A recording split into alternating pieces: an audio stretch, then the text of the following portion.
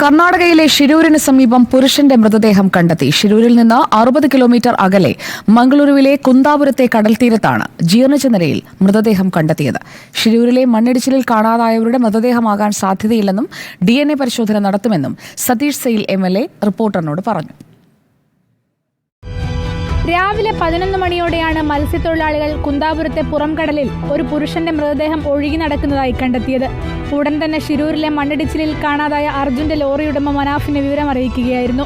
മനാഫ് അറിയിച്ചതിനെ തുടർന്ന് മുങ്ങൽ വിദഗ്ധൻ ഈശ്വർ മാൽപ്പയും പോലീസും സ്ഥലത്തേക്ക് തിരിച്ചു. എന്നാൽ മൃതദേഹം ഷിരൂരിൽ അപകടത്തിൽപ്പെട്ട ആരുടെയും ആവാൻ സാധ്യതയില്ലെന്ന് MLA സതീഷ് സെയിൽ റിപ്പോർട്ടറിനോട് പറഞ്ഞു. But that body is from Kundapura. It is floated to Karwa, Kumta. Kundapura is near to Mangalore. There some missing report is there.